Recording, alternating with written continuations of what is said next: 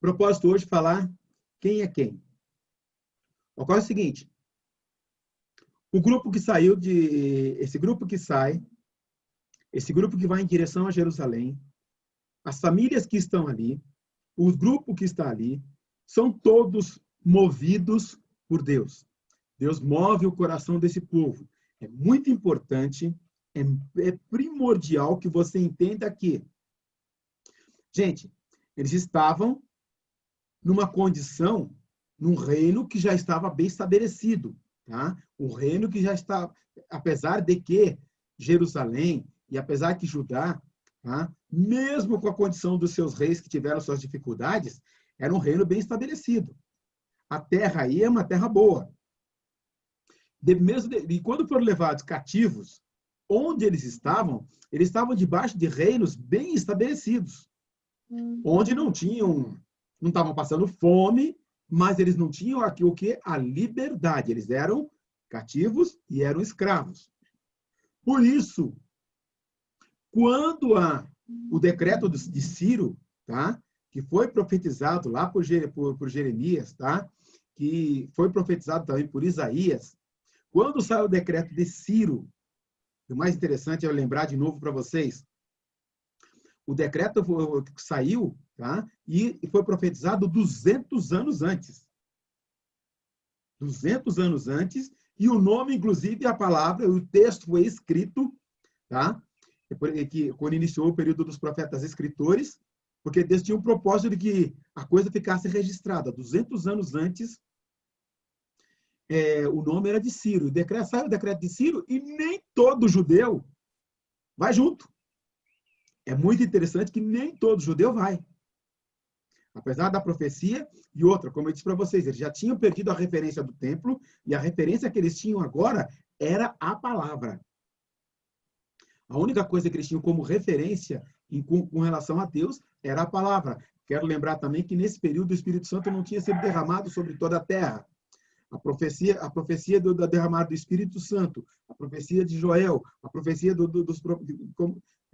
que aconteceria nos dias após a morte de Jesus, ela não tinha acontecido. Então, a decisão de voltar para a terra era uma decisão pessoal, de um compromisso que a pessoa havia assumido com Deus.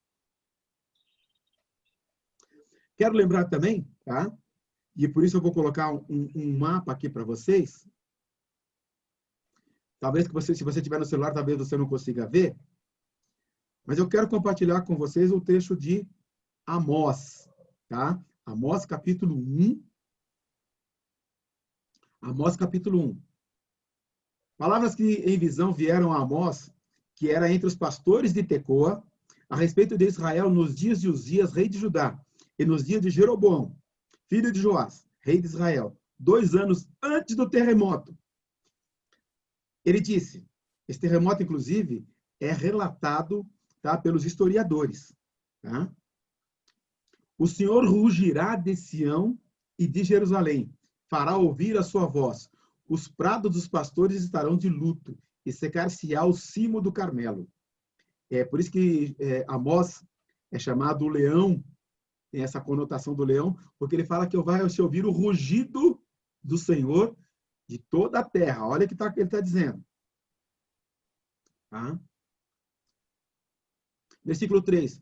Assim diz o Senhor, por 3 transgressões de Damasco, e por 4 não suportarei o castigo, porque trilharam a Gileade com trilhos de ferro. Por isso meterei fogo à casa de Azael, fogo que consumirá o castelo de Ben-Hadad. Quebrarei o ferrolho de Damasco e eliminarei o morador de Bequeate-Aven. E ao que tem o cetro de Bet-Eden e o povo da Síria será levado em cativeiro a Quis, diz o Senhor. Então, para você ter uma ideia, tá? Damasco era aqui, ficava aqui, estava aqui perto de Suzã, tá? Era do Império Assírio, tá? Então, ali perto de Tiro, Sidom, também Acre, tá? Ao norte do reino de Israel. Vejam que eles tinham dominado, lembra que eles dominaram o reino do norte? Tá? E assim diz o Senhor, versículo 5. Desculpe, versículo 6. Assim diz o Senhor, por 3 transgressões de Gaza e por 4 não susterei o castigo, porque levaram em cativeiro todo o povo para o entregarem a Edom. Por isso meterei fogo aos muros de Gaza, fogo que consumirá os seus castelos, eliminarei o morador de Asdod, que tem o cetro de Asquelon, e volverei a mão contra Ecrom, e o resto dos filisteus perecerá, diz o Senhor. Tá?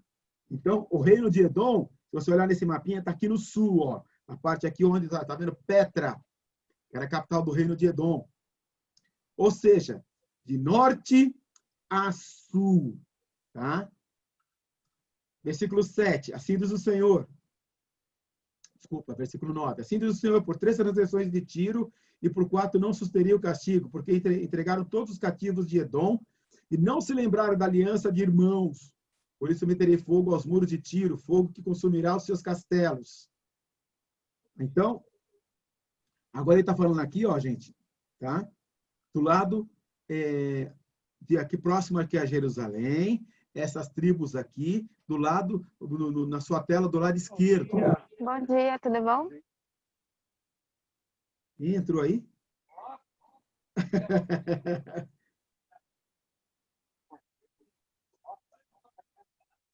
Assim, versículo 11. Assim diz o Senhor, por 3 transgressões de Edom, por 4 não susteria o castigo, porque perseguiu seus irmãos à espada, baniu toda a misericórdia e a sua ira não cessou de despedaçar e reteve sua indignação para sempre.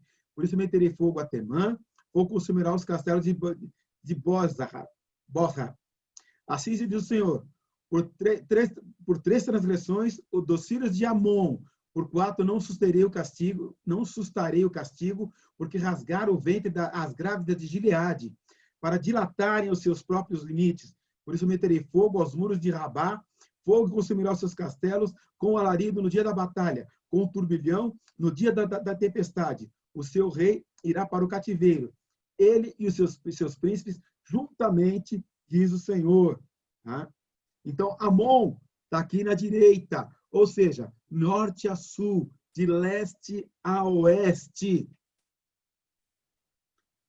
O que eu quero dizer com isso, meus irmãos? Ali haviam reis, haviam soberanos, haviam príncipes, haviam governadores, mas nenhum deles estava voltado ao Senhor, buscou servir ao Senhor. Independente de partido político, e mesmo sendo orientados, recebendo a orientação de Deus, ouvindo a palavra de Deus, ouvindo os profetas do Senhor, tá? Por isso, tá? O Império Medo-Persa veio e dominou todos esses reinos. Lembra que a Babilônia era parte do norte ali daquele mapa que eu mostrei, dominava tudo. Depois vieram os assírios, dominava a parte nordeste. Depois veio a Babilônia, dominou quase todos os reinos. E depois cai a Babilônia e vem o Medo-Persa, que toma conta de todos os reinos. Essa profecia, tá? Tá dizendo assim, olha, a minha mão, eu não vou ter misericórdia desse povo. Por quê? Os políticos, os reis, os sacerdotes, os levitas, os governadores, os partidos políticos, nenhum deles se manteve íntegro. A integridade não foi parte deles. A integridade não estava junto com eles. Tá? Então, para você entender que hoje em dia, inclusive, nos nossos dias, vocês viram pela mídia aí o que está acontecendo aí, nós tivemos aquele pastor que batizou o presidente lá no Rio Jordão, preso. Nós vimos algumas pessoas com Bíblia na mão, fazendo acordo para matar pessoas, para matar pastor, para matar... É um absurdo isso. Só para você entender que o homem, o político, ou o pastor, não pode ser idolatrado. Cuidado. Cuidado com isso. Isso é um alerta para a gente nos dias de hoje. A profecia de Amós, ela mostra claramente que o coração do homem é subversível e o coração do homem pode ser levado pelas coisas desse mundo. Muito cuidado quando eles colocaram alguns desses reis como senhores absolutos, inclusive com posição de deuses. E quando isso não é realidade. É muito importante que a gente entenda que, por maior que seja o cargo deles, inclusive, tinha o costume, inclusive, de fazer ídolos, de fazer imagem dos caras e colocar, distribuir pelos reinos, tá? Eles não são Deus. Eles são falíveis e eles podem falhar.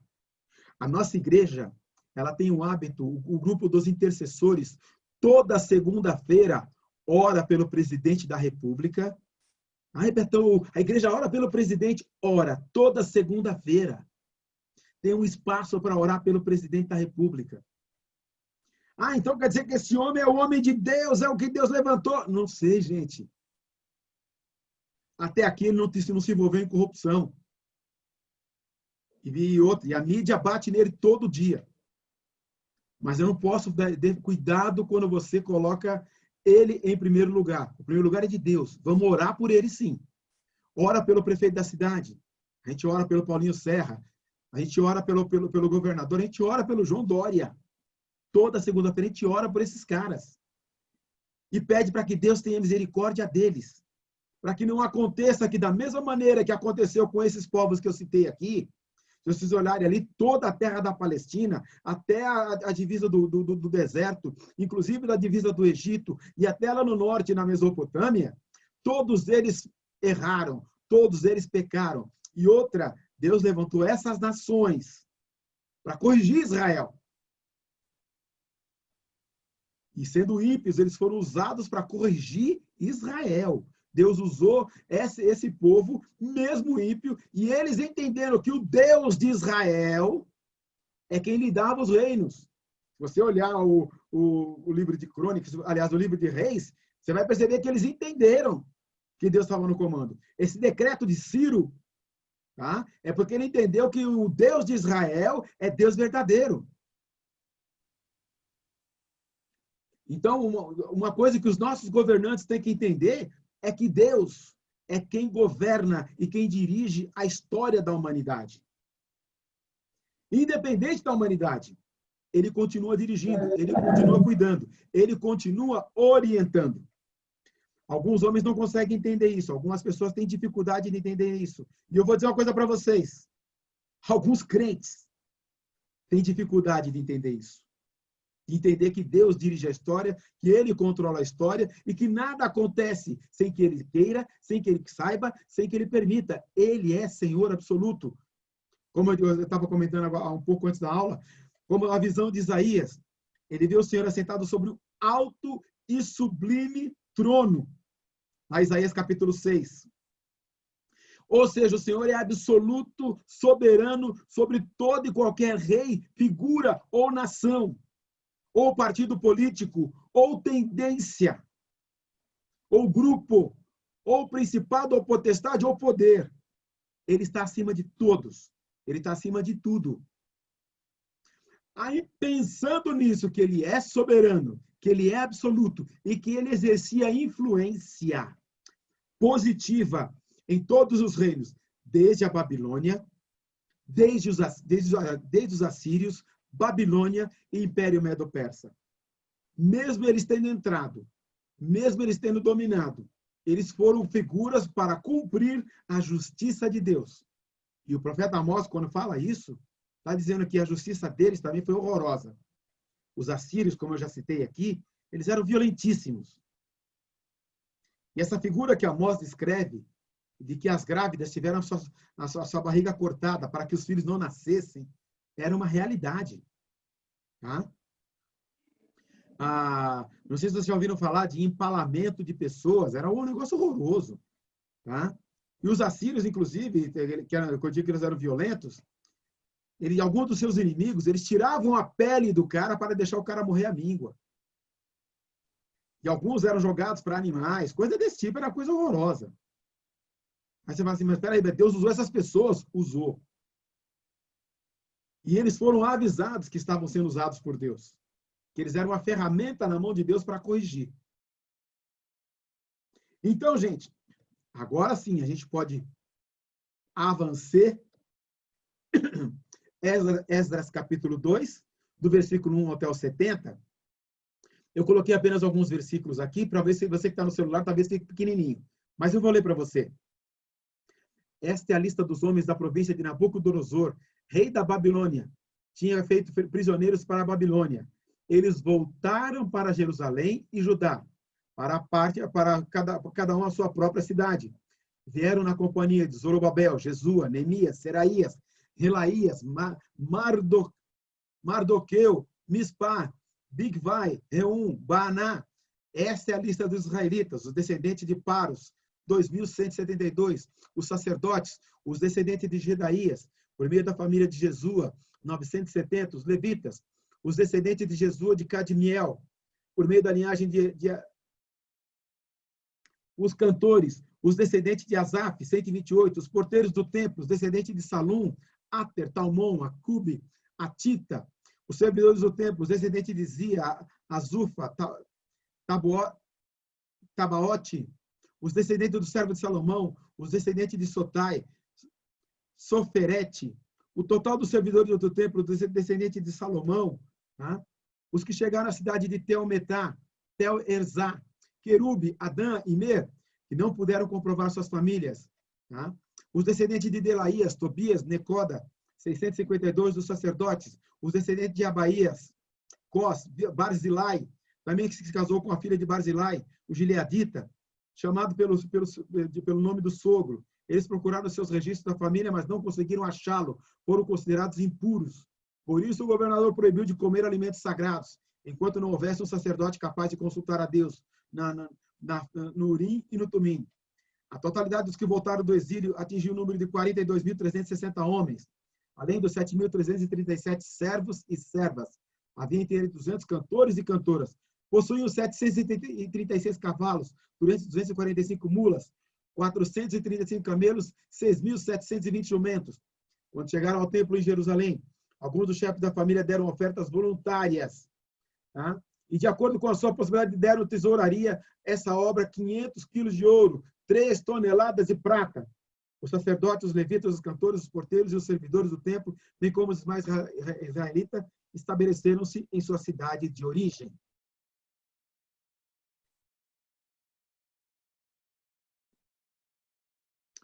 E quero ler agora, completo, e quero que você abra na tua Bíblia aí, se você puder, 2 Pedro 1, versículo 10 e versículo 11. Aliás, eu vou pedir para o Henrique fazer a leitura para nós de 2 Pedro 1, 10 e 11. 2 Pedro, o capítulo de número 1. Segunda carta do apóstolo Pedro. Capítulo 1, versículo 10 e versículo 11. Henrique, você pode ler para a gente? Solta o som do seu microfone aí para a gente poder ouvi-lo, tá? Que está no mudo. Ok? Pois não. Portanto, irmãos, procurai fazer cada vez mais firme a vossa vocação e eleição, porque, fazendo isto, nunca jamais tropeçareis, porque assim vos será amplamente concedida a entrada no reino eterno de nosso Senhor e Salvador Jesus Cristo. Esse texto tem tudo a ver com o que nós estamos falando aqui. Irmãos, empenhe-se ainda mais para consolidar o chamado e a eleição de vossa vocação, ou de vocês. O que é se empenhar ainda mais para consolidar o chamado? Porque nesse texto de Esdras, nós temos 3 listas aí. 3 listas bem distintas. Uma lista, eu chamo do grupo da primazia. Ou seja, o grupo do que são aqueles que parecem ser os principais. Tá? Nós vamos esclarecer o que é essa primazia. O que é primazia, inclusive, para o judeu. Tá? Para que você saiba, o judeu não se misturava.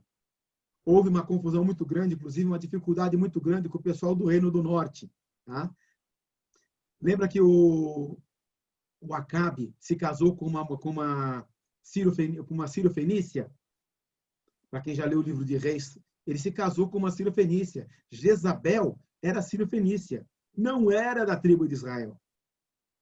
Reino do Norte, inclusive, embarcou nessa história de ídolos, poste-ídolos, e eles tinham uma dificuldade, inclusive, teve uma atitude de Jeroboão, para que o pessoal não viesse até Jerusalém para adorar. O que ele fez? Ele levantou um altar em Betel, tá? E outro lá em Dan, lá bem ao norte, para que as pessoas não viessem a Jerusalém. E as pessoas começaram a adorar ali e foram perdendo a referência com relação ao templo, e não só a referência com relação ao templo, a própria referência com relação a Deus. Para vocês terem uma ideia, tá? Baal, que era uma influência sírio-fenícia, Baal era o deus da fertilidade. Inclusive, as imagens que se tem de Baal, tá? São imagens, inclusive, de um homem nu, e é uma coisa bem interessante. As imagens que se tem de história de Baal. Tá? Mas, inclusive, eles acreditavam que a chuva era dada por Baal. Por isso que Elias ora para que não chova. Lembra disso? E depois ele ora e chove novamente. Porque eles acreditavam, inclusive, que a chuva era o sêmen de Baal, que fertilizava a terra. Então, agora você imagina o povo sírio-fenícia envolvido com o povo de Israel, com esse conceito, prestando culto a Baal, porque quando talvez chovia, eles agradeciam a Baal. E se não chovia, eles oravam para Baal, pediam para Baal mandar chuva. Por isso que teve que deixar muito claro. Se Baal é Deus, seguiu lá em aquele encontro no Monte Carmelo, os profetas de Baal, junto com o profeta Elias. Então, o povo cresceu nesse meio termo, entre achando que a chuva era Baal e que o Deus de Israel, que tirou eles da terra do Egito, não tinha manifestação ali. Era Deus e o outro também era Deus. Então, eles ficam com essa dificuldade. Aliás, aqui no Brasil tem muita gente em dificuldade com relação a Jesus, com relação a Deus.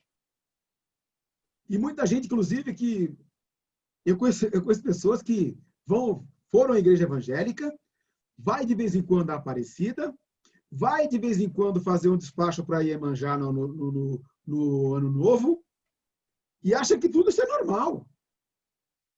O que o texto está relatando para a gente, tá? O que Amós escreveu, é justamente por isso, por causa dessa confusão, esse distanciamento de Deus, e esse envolvimento com qualquer outra coisa, com violência, com maldade, com podridão, e com o afastamento de Deus, que leva ao distanciar-se de Deus. Por isso, essa lista que Esdras relata, tá, desse grupo que está voltando, tem muita gente que está nesse meio termo, que está envolvido, e, inclusive, quando você pega a soma do número no capítulo 2 de Esdras, o número dá 4.610. E quando você faz a soma, você vai perceber que tem mais gente. Porque algumas pessoas que estavam no Reino do Norte vieram junto e se juntaram a esse grupo. Então, nós temos aqui o grupo da primazia, tem um outro grupo que são os grupos secundários, tá? E nós vamos falar sobre ele, que está lá do versículo 20 até o 35. E tem o grupo, que esse é o grupo que ninguém quer fazer parte. É o grupo dos rejeitados. E aí, nós vamos falar sobre cada um deles. Em primeiro lugar, o grupo da primazia. Quem era o grupo da primazia? Quem era esse que tinha, vamos dizer, a excelência? Líderes. Como líderes? Zorobabel. O nome Zorobabel, nascido em Babel. Você depois, quando você faz a leitura do livro, você vai perceber a influência forte desse homem, Zorobabel, que era da descendência de Davi. Na verdade, o grupo da primazia são 11 grupos. Eu só vou pegar 4. Só destacar 4, que são assim, os que aparecem em maior destaque, tá bom? Temos também um cara chamado Jesua, primeiro sacerdote depois do exílio, que ele era neto do Seraías, que foi o último sacerdote antes do exílio. Eu quero lembrar vocês que isso está acontecendo em torno de 68 anos, tá? Para cumprir-se as 70 semanas de Daniel, 70 anos. 70 anos. Ou seja, a geração que foi levada cativa, tá? Praticamente morreu todo mundo. Acontece aí uma regeneração, um processo de regeneração no povo de Israel. Então, só para você firmar bem, 70 anos é um período muito grande para você continuar lembrando, trazendo a tradição e numa condição de escravidão. Ou seja, permanecer fiel, como escreveu Pedro, como nós lemos agora há pouco, permanecer fiel por um longo período de tempo é algo bastante complicado. E ainda exercendo sacerdócio e sendo de raiz sacerdotal, é algo muito sério, é algo muito profundo. Tem que estar muito ligado, tem que estar muito na direção. Para você ter uma ideia, a gente, nos dias contemporâneos, que a velocidade da informação e da transformação é muito grande, tá? Quanto tempo você precisa, de vez em quando, para esquecer de Deus e dar uma pisada na bola?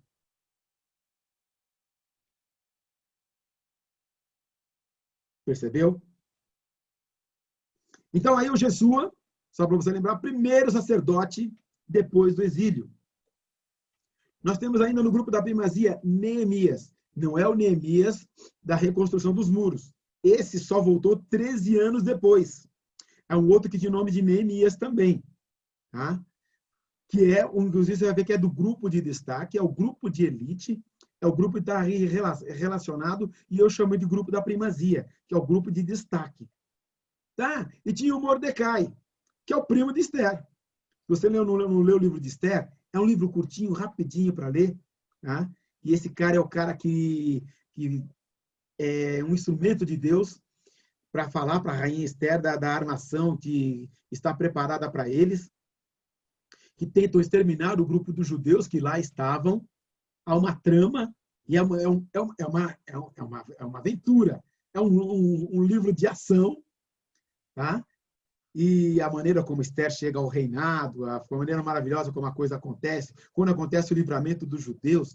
Gente, depois, lógico, antes de dar aquela cochilada do domingo à tarde, dá uma lida nesse livro que você vai se apaixonar. É uma aventura para quem nunca leu. E se você já leu, lê de novo, vale a pena.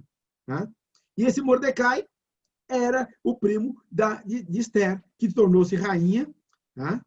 Que lá com o rei Assuero, e tem toda aquela história, tem aquela trama da forca e a honra, depois ele é honrado, e ele, inclusive, avisou o rei, numa ocasião, de que havia uma trama para matar o rei, mesmo naquele império bem estabelecido, bem organizado, como eu já falei para vocês, com toda a organização, haviam as conspirações, igualzinho tem hoje. A cada semana tem um partido que entra com pedido de impeachment aqui com o presidente. Você viu o que aconteceu no Rio de Janeiro? Lá tem um processo de impeachment e tem uma questão lá de tirar o governador. A disputa pelo poder sempre existiu na humanidade.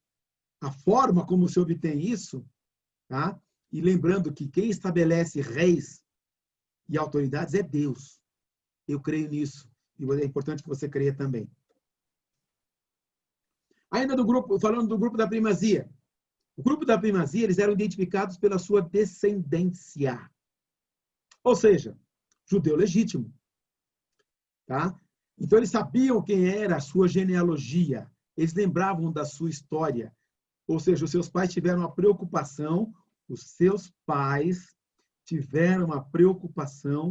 de cumprir o que está lá em Deuteronômio. Essas palavras que te ordeno, delas palavras assentado aos teus filhos, e as inculcarás aos teus filhos. Eu achei maravilhoso quando eu falei um pouco antes com a irmã Daniela, ela falando do filho dela, de 4 aninhos, aprendendo as coisas de Jesus. Aliás, eu creio que todos aqui têm feito isso. E é de grande importância você lembrar que Deus deu ordem para que falasse aos filhos e inculcasse a palavra de Deus neles, desde pequenininho. Eu me lembro de muita coisa da minha infância, da minha avó, que era católica, relacionada à palavra de Deus. Eu me lembro de muita coisa do meu avô, que era benzedor, tá? Mas que ele tinha essa sacada de textos bíblicos. E muito tempo depois, só depois que eu me converti, que eu passei a ler a Bíblia, é que eu fui perceber que aquelas coisas eram bíblicas. Eu me lembro de muita coisa da minha infância com relação a caráter, retidão, que meu pai e minha mãe me ensinou. Algumas delas a duras penas, tá? Gente, naquela época o filho podia apanhar sem problema nenhum. E minha mãe tinha uns costumes ótimos, ela usava ripa, sabe? Era uma coisa deliciosa que você nunca mais esquecia. Mas, lembrando aqui que a descendência, lógico que espancar não é o adequado. A Bíblia é muito clara nesse sentido. Eu repreendo e castigo a todos quanto amo. Se for zeloso, se arrepende. E usar a vara da correção. O Tiago, a gente usou muito a vara da correção. E era a varinha. E ele sabia que tinha uma varinha e a varinha resolvia. Não precisava espancar, não precisava ferir, tá? Mas ele tinha que entender que o ato que ele havia praticado não era condizente com a realidade na qual nós vivíamos. E não fazia parte dos nossos costumes e da nossa visão, cosmovisão de mundo.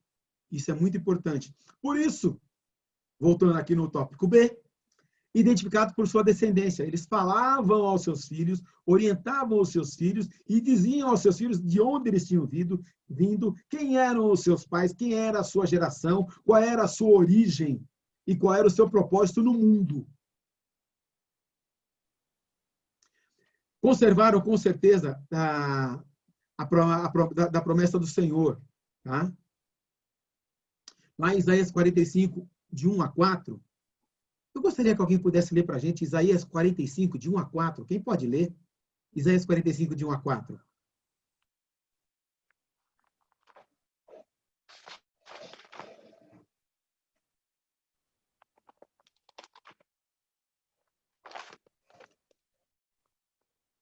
Isaías 45, de 1 a 4. Quem encontrou, pode ler. Eu posso ler. Pode ler, querida. Assim diz o Senhor ao seu ungido, a Ciro a quem tomo pela mão direita, para bater as nações diante de sua face e descingir os lombos dos reis, para abrir diante dele as portas, e as portas não se fecharão. Eu irei adiante de ti e endireitarei os caminhos tortuosos, quebrarei as portas de bronze e despedaçarei os ferrolhos de ferro. Dar-te-ei os tesouros escondidos e as riquezas encobertas, para que saibais que eu sou o Senhor, o Deus de Israel, que te chama pelo teu nome. Por amor de meu servo Jacó e de Israel, meu eleito, eu te chamei pelo teu nome. Pus o teu sobrenome, ainda que não me conhecesses. Então, a certeza da promessa do Senhor é que eles estavam no cativeiro, mas voltariam. Há uma promessa, a promessa também lá em Ezequiel, tá? Há a promessa também em Jeremias, que eles estavam lá, então mas voltariam e teriam de novo a sua terra e continuariam a sua vida. Aí você fala assim, Betão, mas 70 anos? 70 anos é muito tempo. Mas a fé colocada no Senhor, na palavra do Senhor, porque a única referência, eu vou ratificar, a única referência que eles tinham era a palavra. E a partir daqui, a palavra está escrita.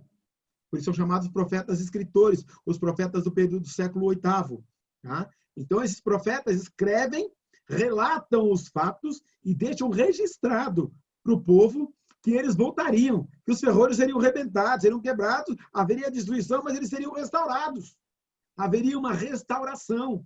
E eles voltariam para a sua terra. Havia uma esperança, eles mantiveram a esperança viva do retorno a Jerusalém, tá? Nem o tempo, nem a distância apagaram da sua memória, da sua identidade, tá? O espiritual, identidade espiritual. Quem eles eram? Povo de Israel, povo de Deus. Nação escolhida, nação eleita, separada por Deus, para ser representante de Deus. Por onde quer que passarem, levar o nome de Deus. Hoje, nós somos Israel espiritual. Por onde quer que passarmos, temos que levar o bom cheiro de Cristo. Gente, a promessa que começou lá em Abraão, lá no passado, que todas as nações seriam benditas, que seriam abençoadas, que ele seria uma bênção. Israel tinha essa missão. E eles tinham que, mesmo estando debaixo do governo, em primeiro lugar, assírio, depois babilônico, depois medo-persa, eles tinham que lembrar disso aí. E tanto que os profetas falaram a esses reis, e esses reis entenderam que Deus estava no controle. E alguns deles pisaram na bola. Lembra do Nabucodonosor, que eu já citei para vocês? O Nabucodonosor, ele fez algumas coisas e não deu glória a Deus. Não deu glória a Deus, ficou louco por um período, tá? E foi complicado. Mas o povo de Israel não podia perder a fé de que eles eram o povo de Deus, separados por Deus, e que tinham neles uma promessa, a esperança de que foi prometido que eles voltariam, que esse período era um período de correção, era um período de tratamento, era um período de recuperação espiritual, que eles tinham que se recuperar e parar de adorar a tranqueira. Quando eu falo tranqueira, eu estou falando de ídolos, falando de coisas materiais, largassem desse tipo de coisa, e a única coisa que podia ocupar primazia na vida deles tinha que ser o Senhor. Fé, esperança e amor pelo Senhor. Gente, lá em Salmos, no capítulo 42, tá? Aí eu vou ler isso para vocês, que é muito legal.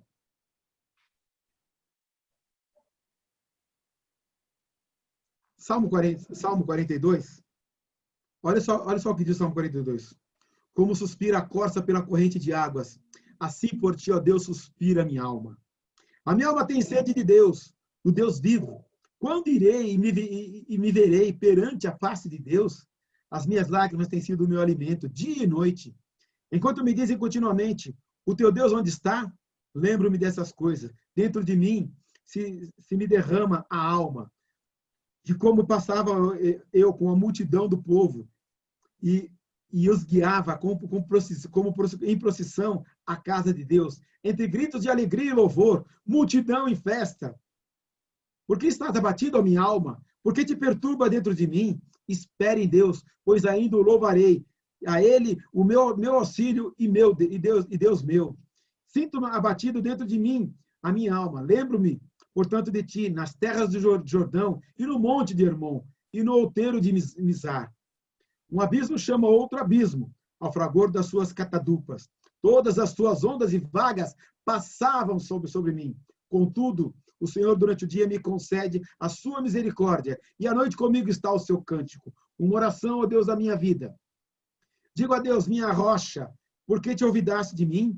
Porque hei de andar eu lamentando sobre a opressão dos meus inimigos? Esmigalham-se meus ossos quando os meus adversários me insultam e dizem, o teu Deus onde está? Por que estás abatido, minha alma? Por que te perturba dentro de mim? Espere em Deus, pois ainda o louvarei a Ele, meu auxílio e meu Deus. Amor pelo Senhor. Eles suspiravam. Vejam bem, esse salmo está dizendo a situação que eles estão no exílio. Abatido, a nação esmagada, sem condição de ir ao templo, porque o templo foi destruído. Sem lugar para adoração. Eles se lembravam de quando iam para adorar a alegria. E, gente, eu não consigo separar de que a alegria que a gente tem quando tinha aquele culto, a gente adorando a Deus, louvando a Deus com a igreja, apesar que hoje retornaram os cultos presenciais. Mas quanto tempo a gente ficou sem culto presencial e apenas à distância? Se a gente já sentiu falta por 120 dias, imagine Israel por 70 anos. Mas perseveraram na fé, na esperança e no amor. Esse grupo, que eu chamo de grupo da primazia, é o grupo que perseverou nisso. Perseverou, permaneceu, passou para os filhos, passou para a outra geração. A outra geração entendeu que estava sendo tratada por Deus, que estava sendo corrigida por Deus e que Deus estava trabalhando neles. E por isso, eles perseveraram. para hoje? O que significa para você? O que significa esse negócio de ser primazia ou fazer parte do grupo de Deus? Eu fico perguntando assim, se alguém chegasse para você, uma autoridade ou qualquer pessoa que seja, como é que você provaria que é cristão? Gente, como é que a gente prova que é cristão hoje? De que modo você pode demonstrar fé, esperança e amor? E mais, de que maneira isso ajuda você a encarar de modo diferente o mundo à sua volta?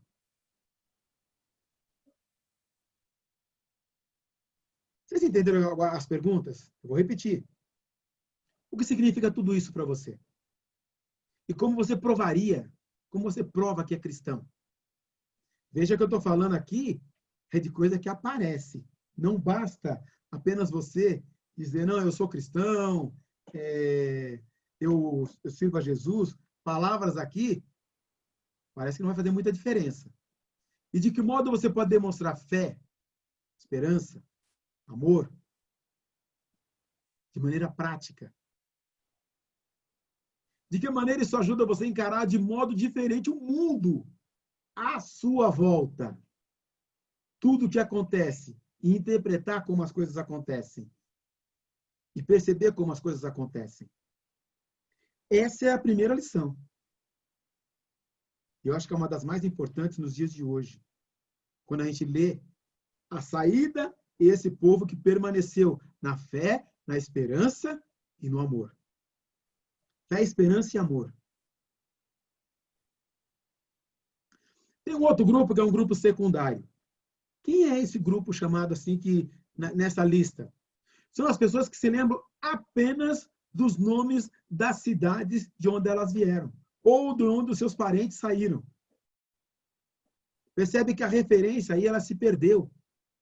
A referência, inclusive, com relação às coisas de Deus, ao serviço do templo, ao serviço da oração, ao serviço do canto, ao serviço que deveria acontecer no templo, do sacrifício, das festas. Essa referência é praticamente perdida. A única coisa que eles se lembram, olha, eu vim lá da cidade tal, da tribo tal. Eu morava naquela cidade, meu avô morava lá. A minha avó morava lá. Os meus tios vieram de lá. E ele relata desse grupo. Alguns conservaram apenas as suas funções. O que você fazia? Eu carregava água, eu levava material para o incenso, mas não tinha referência da ligação com Deus. Já era algo mais distante. Já viu aquelas pessoas que vão à igreja uma vez por semana, passa a semana inteira sem ler a Bíblia, sem buscar a face do Senhor, não ora, e fica distante. É aquele pessoal que vai assim, eu vou dizer assim, de vez em quando chega no culto atrasado, não entendeu nada da mensagem, sai antes de terminar. Não estou dizendo que é proibido, gente, cuidado com isso, hein? Eu estou dizendo isso com relação à referência que você tem do que está acontecendo na adoração, no culto. Culto é um serviço. Eu gosto muito que o americano não chama de culto, ele chama de serviço. Serviço ao Senhor. Ele fala que é serviço ao Senhor. Porque é um tempo que você separa para adorar a Deus, para servir ao Senhor. Gente, aquele devocional de manhã ou de madrugada é um tempo que você separa para adorar o Senhor, para servir ao Senhor. É tempo que para você se colocar na presença dele e deixar ele te usar. E eu vou dizer uma coisa para vocês. Nesse grupo que não lembrava mais a sua família, a sua linhagem, tinham sacerdotes, tinham levitas, tinham servidores, tinham lá aquele grupo que era da Gibeonitas, tá? Filhos do servo de Salomão. E alguns que a origem, inclusive, é desconhecida. Eles não sabiam nem qual era a referência que eles tinham. Obrigado, querido. E tinha um grupo, e no grupo secundário, tá? Ele se denunciava pelo fato de render tão pouco o coração a Deus. Como puder esquecer o nome dos seus ancestrais? mesma coisa que você esquecer quem é o seu avô, quem é a sua avó, ou não contar para os seus filhos, inclusive hoje tem esse problema também, né? Aqueles casais que têm dificuldade e tal, não fala quem é o nome da avó, não lembra a família, não lembra a herança. E continua sendo uma ameaça, pois pelo o zelo e a identidade cristã, muitas vezes não deixamos de nos envolver. Quando perderam o zelo, perderam a identidade, vai se envolver para quê?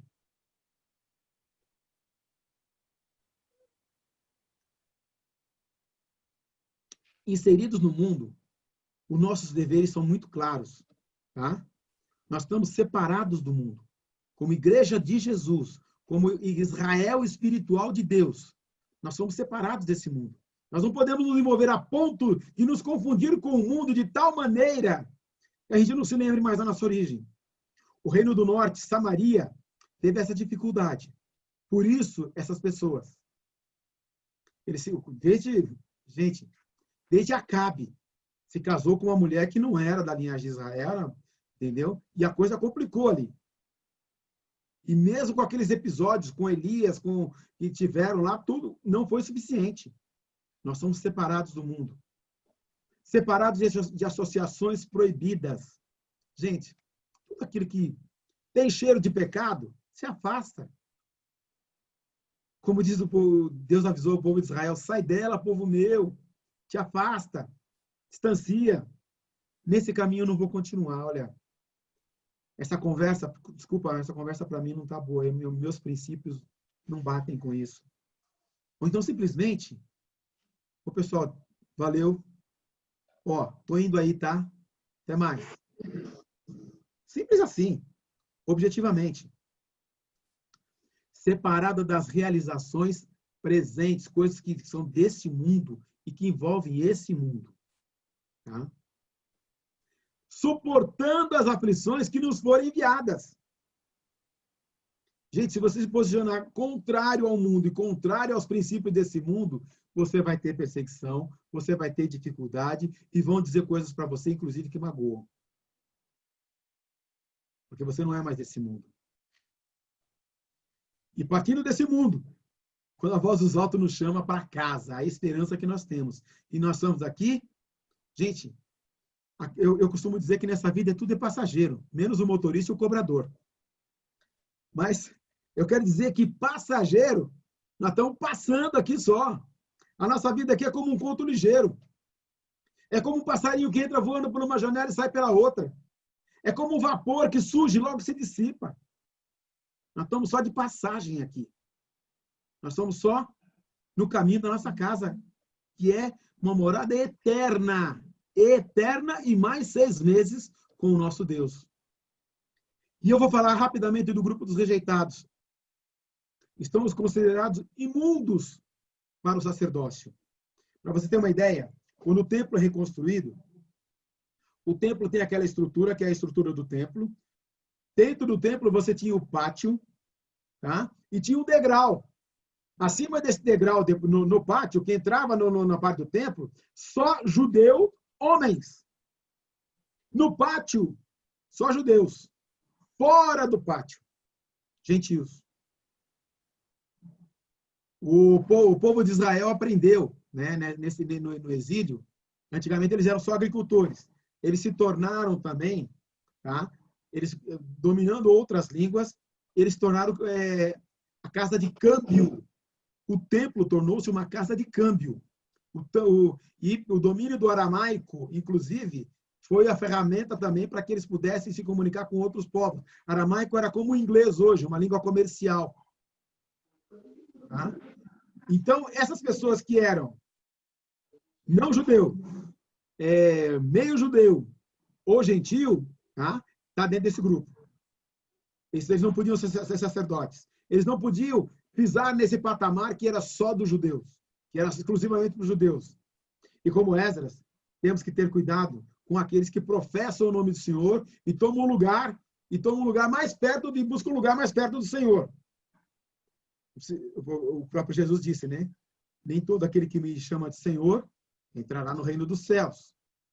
E Lógico, tem aquele grupo que é o chamado hipócrita, tá? Que vem e hipócrita é muito simples. Digo que sou, falo que sou, mas vivo de uma maneira completamente diferente do que eu professo ou do que eu digo. Jesus disse, nem todo aquele que me diz Senhor, Senhor, entrará no reino dos céus, mas apenas aquele que faz a vontade do meu Pai que está nos céus. Simples assim. Simples assim. Gente, eu vi um pregador, esqueci o nome, me fugiu o nome dele por um instante, um pregador dizendo uma coisa que eu achei bem interessante. Ele disse assim, o céu, para muita gente vai ser uma surpresa, mas o inferno também vai ser uma surpresa para muita gente. O céu vai ser uma surpresa para muita gente. E o inferno também vai ser uma surpresa para muita gente. Nem todo aquele que me diz Senhor, Senhor, entrará no reino dos céus, mas apenas aquele que faz a vontade de meu Pai que está nos céus. Porque para comer as coisas sagradas, a genealogia espiritual precisa ser provada. Genealogia espiritual, ou seja, a herança espiritual que eu tenho. O ranço espiritual que está em mim, a herança espiritual que está em mim, o DNA espiritual que está em mim. Para comer coisa sagrada, eu tenho que ter. Não tem jeito. Tem que fazer parte de mim. Total das pessoas, se você ler do versículo 42 ao 58 até o 60, vai dar 2.982. Mas você vai perceber que são 49.897. Inclusive, 981 animais. O restabelecimento de Jerusalém, eles restauram a casa do Senhor. A primeira coisa que eles fazem é restaurar o templo. A obra iniciou em 536 a.C., para em 534, recomeça em 520 e termina em 515 a.C. Ofertaram seus recursos, 61 mil dracmas de prata, 2 toneladas, dracmas de ouro, e 2,5 toneladas de prata. É ouro e prata para dedéu. Gente, eles foram para suas vilas e dos seus ancestrais. Existe uma nota positiva de esperança nesse capítulo. Por causa do remanescente que retorna à terra da promessa, ficamos impressionados com a fidelidade de Deus, pela maneira como restabelece seu povo em sua terra, mostrando a continuidade da promessa para que se cumprisse o nascimento de Jesus em Belém. E não lá na Babilônia.